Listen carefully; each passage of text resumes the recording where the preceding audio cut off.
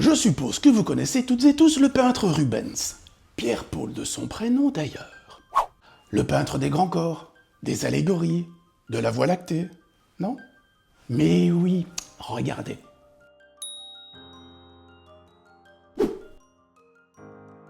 Vous saviez que ce bonhomme était un véritable génie? Parce que ses peintures sont aussi détaillées qu'une photo numérique d'aujourd'hui, hein? Vous voyez déjà le niveau, hein? Ici, hein?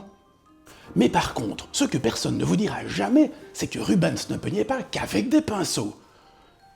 Oui, c'est une image, bien sûr. En tout cas, une chose est sûre, c'est que là, pour nous, pour Histoire à croquer du moins, ça commence à nous intéresser, puisque Rubens, en véritable gourmand qu'il était, peignait quasiment tout le temps en mangeant. Ah, faut le faire, hein? Je ne sais pas vous, mais moi j'y arriverai pas. À la limite, peindre ma cuisine, et encore. Bref, je vous raconte tout ça, vous allez voir, ça va être croustillant. Rubens, c'était un peu l'influenceur belge flamand avant l'heure. Alors, petite précision directe, parce que je vois déjà venir les puristes. Non, Rubens n'était pas proprement parlé belge, en tout cas pas de façon administrative, puisqu'à l'époque, au XVIe siècle donc, le royaume de Belgique, tel que nous le connaissons toutes et tous aujourd'hui, n'existait pas encore. En fait, Rubens est né en 1577 à Siegen. Actuellement, c'est ce qu'on appelle l'Allemagne. Par contre, comme sa mère était anversoise, il aura donc effectivement bien grandi et vécu à Anvers, une ville bien flamande et donc bien belge, ville qui à l'époque faisait d'ailleurs partie, non pas de la Belgique, vous l'aurez compris, mais de ce qui s'appelait encore à l'époque du moins, les Pays-Bas espagnols. Oui, je sais, ça commence à devenir compliqué. Vive l'histoire et vive la géographie.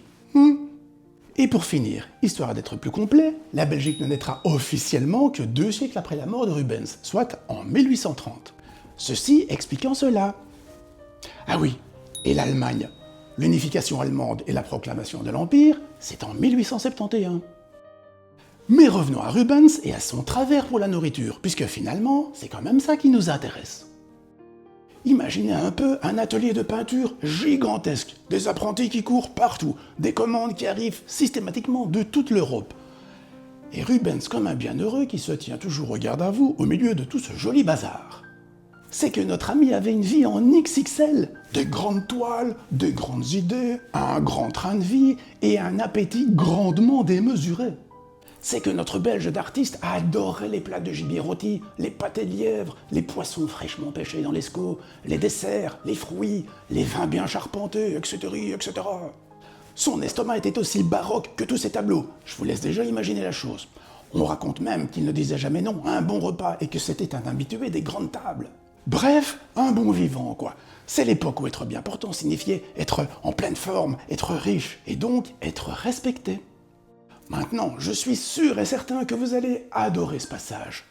C'est que, voyez-vous, Rubens, finot comme tout, utilisait très souvent la nourriture comme outil diplomatique. Oh que oui! Vous pouvez me croire, et pas qu'un peu. Il adorait inviter chez lui ses mécènes, ses commanditaires, les nobles, les bourgeois. Et à tout ce bon petit monde, il servait un véritable festin, accompagné de très bons vins bien charpentés, vous pensez bien. Et pendant que tout le monde s'amusait, rigolait, festoyait, bim, lui, il prenait les commandes de peinture. Bref, c'était un peu le networking du XVIIe siècle, quoi. Eh ben oui, vous mangez bien, vous buvez plutôt bien et même plutôt beaucoup, et paf, sans même vous en rendre compte, vous signez une commande. Un véritable finot, ce Rubens, je vous dis, un véritable finot. Par contre, une chose est sûre, c'est que c'était diablement efficace. Et en plus de ça, comme Rubens adorait manger, il gardait toujours à proximité de lui une petite table de grignotage. Mais alors attention, hein, c'était pas vraiment la petite table de grignotage avec un petit encas pour faire joli, hein. Pas du tout. C'était une table sur laquelle se trouvaient des plateaux de fromage, quelquefois des terrines de pâté, et toujours accompagnés de pain encore un tout petit peu tiède. Bref, Rubens carburait au terroir flamand. Son atelier, c'était presque une cuisine ouverte. Imaginez un peu la chose. Bon Dieu, quelle santé, hein! D'autant plus qu'à côté de ça, tant qu'à faire, il avait une autre réputation. Comme il peignait toujours beaucoup et surtout très très vite, les visiteurs disaient qu'il peignait à la flamande, c'est-à-dire en mangeant, en plaisantant, en rigolant, en buvant, en donnant des ordres, et tout ça bien évidemment, toujours en même temps. Bref, il était multitâche, comme on dirait aujourd'hui. Ça vous intéresserait de connaître un truc complètement fou? Quand on regarde vraiment bien ces tableaux, on peut littéralement sentir l'amour de la bonne chair. Mais oui, regardez, faites le test. C'est complètement fou, non? Vous trouvez pas, vous? Les courbes, les rondeurs, les couleurs charnelles. Tout ça, c'est le regard d'un homme qui a observé la vie et les plats avec le regard d'un gars gourmand. Parce que dans son univers, tout était généreux, tout était vivant, tout était appétissant. Alors du coup, à cause de ça, aujourd'hui, quand on parle de lui, on parle de Cornu rubénéen. Tu parles d'un nom. D'autant plus qu'au fond, c'est quand même l'artiste lui-même qui est rubénéen à la base, non? Et pour cause.